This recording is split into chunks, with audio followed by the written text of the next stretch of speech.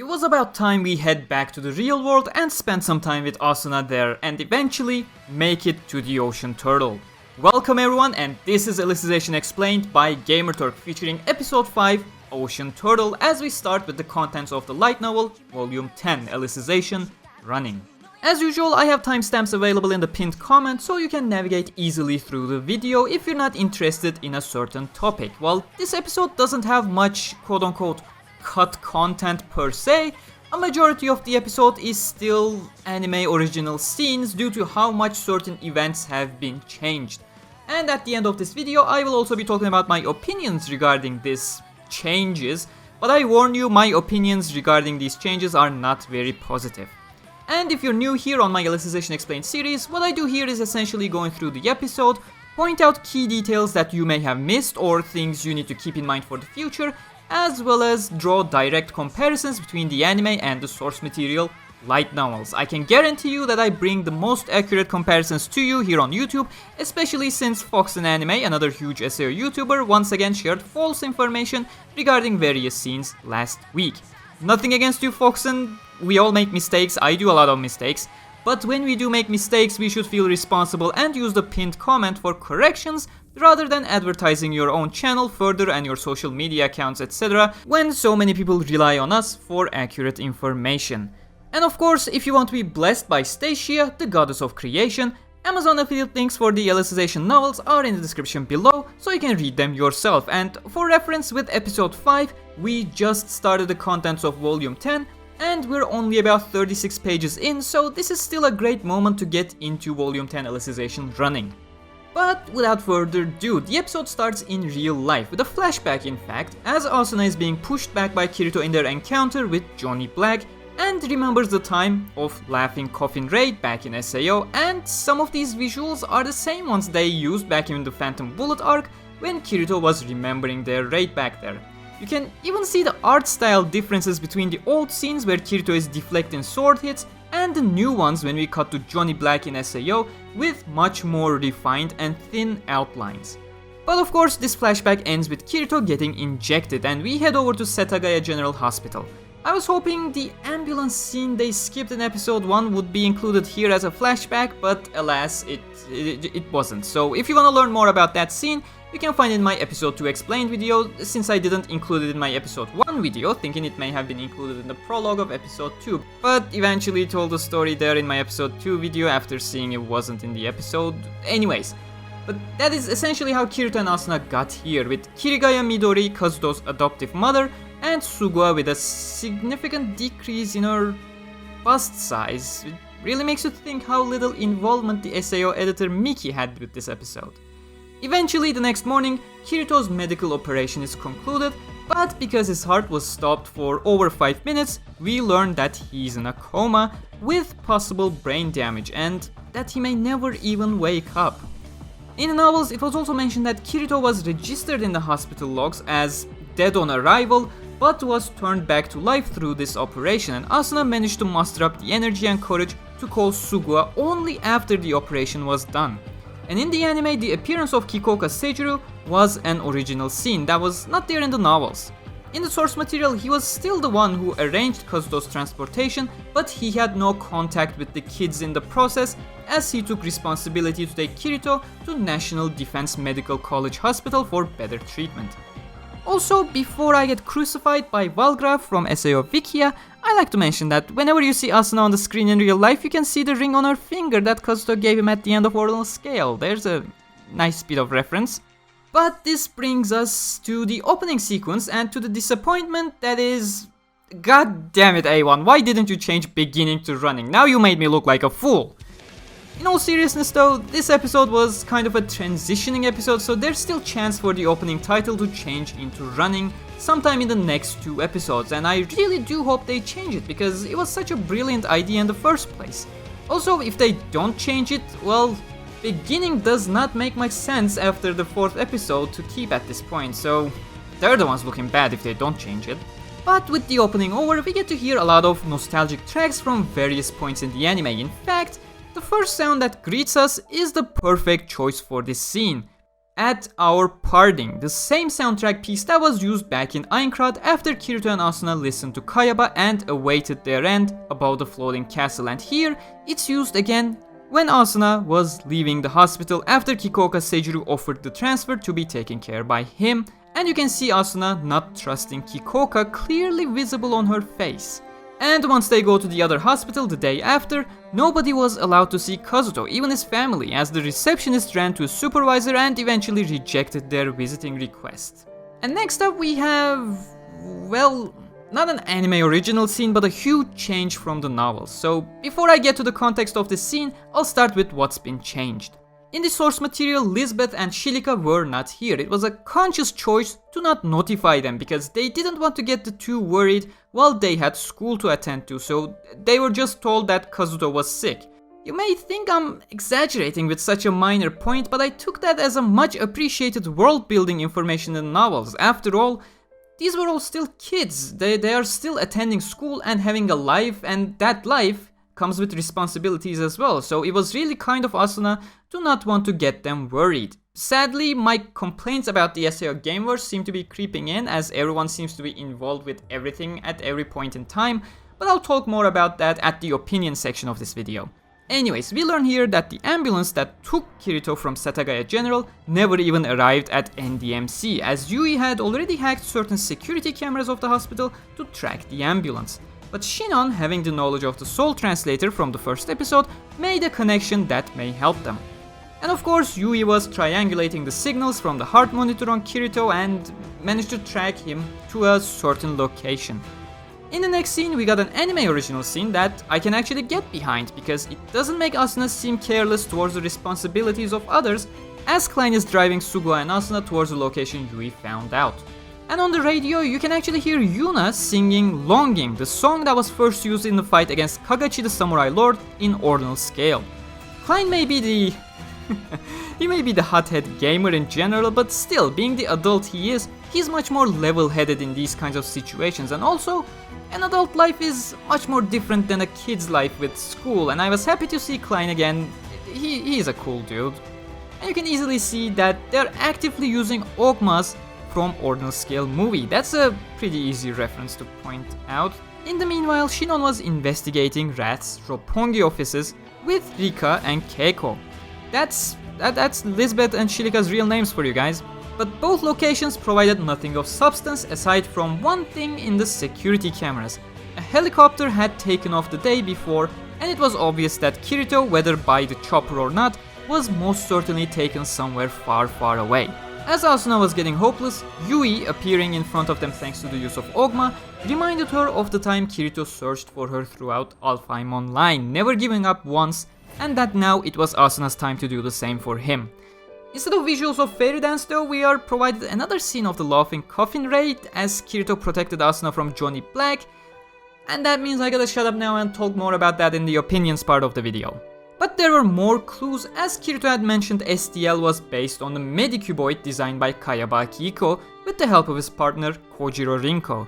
As Yui searched for her name, she found the class picture that we also see in the opening, and if you want more information on the individuals in the picture, I recommend checking my opening explained video where I already talked about them. But back in the US, Kojiro Rinko was checking her inbox. That is totally not Gmail, and surprisingly for A1, the English seems pretty damn accurate. I'm genuinely impressed.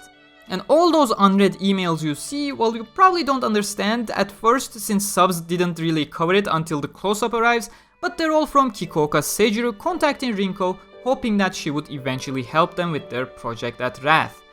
But Rinko had been ignoring all of them because she did not want to remember the incident that was Sword Art Online, something she could have prevented but still didn't.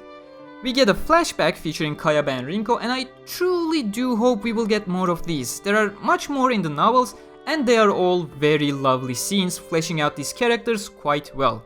But late at night, she received another message. A message from Yuki Asuna.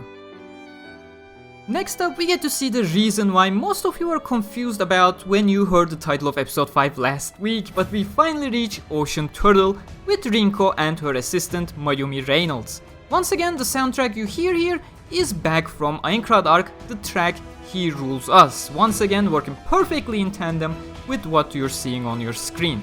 Just like the day the Hollow Avatar appeared in the Town of Beginnings as the one ruling over the 10,000 players of Aincrad, Rinko and her assistant was now heading towards the people ruling over Underworld.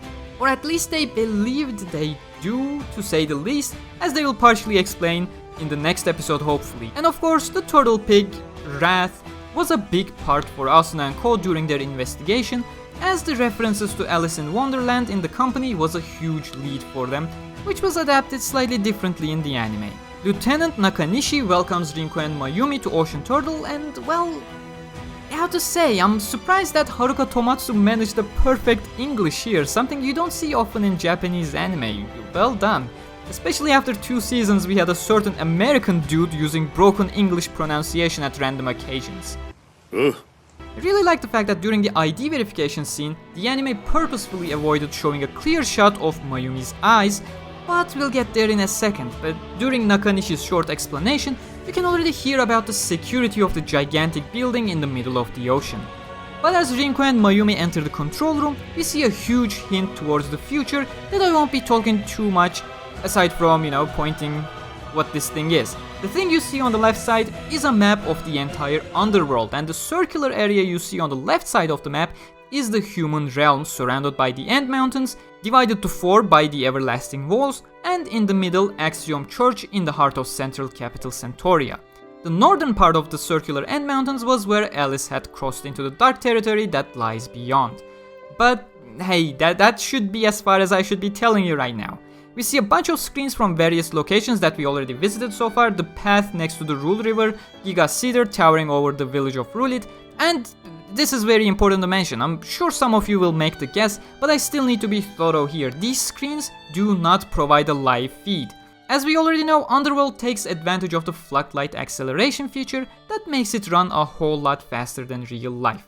The Staff of Wrath essentially observe the world via the generated logs and only occasionally slow down the environment for emergencies, because the complicated mechanics of how the entire simulation works causes some desyncing which can create inconveniences for the staff, so they like to avoid bringing the speed back to real life speed. But of course we also get to see the Axiom Church Tower in these visuals, the place where Kirito and Yujiro will be attempting to reach in the future episodes. And once again, the shot that we can see in the opening as well of Centauria, and I just wish that goddamn control panel was not there to obstruct the amazing view. But inside, it's Kikuoka Seijirou of the Japanese Self-Defense Forces who welcomes them to Wrath, much like he had welcomed Professor Tetsuhiro Shigemura a while back in the post-credit scene of Ordinal Scale. Kikuoka mentions that Rinko was the 3rd person from a certain quote-unquote trio that he hoped to recruit to the project, but let me explain since you may get the wrong idea here. We get introduced to Takeru Higa, another graduate from Shigemura Labs, along with the likes of Rinko, Kayaba Akihiko, and Nobuyuki Suguha, but the 3rd person Kikuoka mentions to be unavailable for certain reasons is not Professor Shigemura. In fact, it's a person that you know, and it is a person you know to be unavailable at the moment. Think of the characters you met so far in the series yourself and try guessing who it is in the comments, because I won't be saying anything further on this mystery 3rd person. But hey, you can still read it on your own. Amazon affiliate links to the books are there in the description. But this is when Mayumi Reynolds reveals her true eye colors that anime did very well to hide earlier and removes her overall disguise as well. I don't like how this reveal was handled in the anime. It was such a cool scene in the light novel illustrations. I have no idea why they didn't go with something similar, with the wow factor, and just opted for incredible close shots that doesn't give you the feel of revealing an important twist. I really wish they'd go for a more dramatic animation shot here. But the rest is pretty faithful. Rinko, who had refused to participate in anything that made her remember Sword Art Online, had recalled the name of the boy in the mail sent by Asuna, Kirigaya Kazuto. He had visited Rinko before she left Japan with guilt in her heart. Kazuto had told her about Suguha Nobuyuki's experiments, and eventually the time Kayaba's virtual echo contacted him and gave him the world seed, as Kayaba called it. I can go more in depth on this conversation, but I'm quite certain that the anime will go over this in a future episode when we go more in depth with Rinko's past in general, so I'll leave it at this for now. But remembering the kid, the SAO incident, what the knowledge was used for afterwards, and eventually how the demise of Kayaba's physical body at the end of SAO incident was related to the research of the soul translator, she had decided to help Asuna, writing it off as fate at this point, that she was never going to be able to forget things that were in the past. With certain connections, they had managed to change the ID photo in the university database for the real Mayumi Reynolds, who's probably just at a beach somewhere right now. But the Mayumi Reynolds, who was on Ocean Turtle right now, was running out of patience and demanded to know, where is Kirito? And that brings us to the end of this episode, which means I will be taking myself away from the informant position and take this opportunity to share my thoughts on all the adaptation changes. Hope you don't mind that I use still pictures at this point, because last week was very troublesome due to copyright issues. I want to start by stating that if you're an anime-only viewer, these adaptation changes are not really narrative issues that affect you all that much. After all, from the anime point of view, the story was complete and pacing was good. However, dropped scenes do have an effect on the perception of a product by solely not existing, causing entire character motivations to be dropped compared to the source material. Last week I talked about how certain key character defining moments were dropped or changed, that I was slightly disappointed because of that. You know, the one that Foxton shared false information about, Selka forehead kiss scene, was one of those. But this week we get two major changes. First is the inclusion of the entire crew for the investigation scenes. As I said, I felt like including Klein was a good, responsible move. After all, Klein was an adult with a more flexible schedule that he can adapt to, and the fact that he has a car and a driver's license made him a real asset and actually vastly improved their investigation attempts. However, I cannot say the same about the inclusion of Shilika and Lisbeth. Don't get the wrong idea, I love the characters, but as I point out in my Gameverse videos in general, if a character serves no purpose in the story, most probably you shouldn't try shoehorning them into your story, and well, Rika and Keiko have been shamelessly shoehorned in. And to those watching disagreeing with me, I ask you now, this question is for you. What purpose did Shilika and Liz serve in their specific scene other than just existing there? Exactly, no purpose at all. However, them not existing in that scene did serve a huge purpose in the novels. Asuna had actively hid the truth from the duo to ensure they were not worried while they needed to attend school in the meanwhile. She had only told Suguha because she's family, and only told to Sinon because she was with them on the day of the incident. This entire thing was my first gripe with the episode. The second issue I had was Asuna's flashback. Not the one at the beginning of the episode, no. The one when Yui was talking about how Kirito had never given up when she was trapped in Alo. It was such an absurd choice to replay the laughing coffin scene in this instance. You know, in a visual medium, the biggest emphasis naturally comes from the presented visuals. Kirito saving Asuna in the LC raid has absolutely no significance here. Here it was all about Alfheim Online incident that was stuck on Asuna's mind. The driving factor of her motivation was solely the fairy dance arc. The fact that she was trapped there for months and Kazuto had never even once given up. That should have been the visual accompanying those words to highlight the driving factor, not the LC raid scene over Yui's words, since barely anybody takes the words to be the emphasis in a visual medium unless, you know, the scene is specifically designed to accommodate that, and these scenes here were not designed in a way to accommodate that, making the viewer focus on the laughing coffin raid instead of Yui's words on the Alo incident. One final issue is that they're really trying to double down on that laughing coffin is here, don't forget them. And while I understand the sentiment, it just feels like they don't think the viewers will have enough attention span to keep laughing coffin in their minds and won't watch the series without a clear antagonist in sight, so let's make sure we just plaster laughing coffin to every scene to paint them as antagonists. But that brings me to the end of my thoughts, which means it's time for Ask Gamerturk, if you're still watching after such a long video, that is. First question is from Goatism, and he says, I heard a lot was cut. Would you recommend watching anime first or the light novel first? Well, that's kind of a personal perspective, you know, both are fine to be honest, and depends on how you think it'll be more enjoyable for you. Blissfully watching the anime and then filling in the blanks by reading the novels, or being amazed by the novels and then seeing how these memorable moments are being adapted to visual form.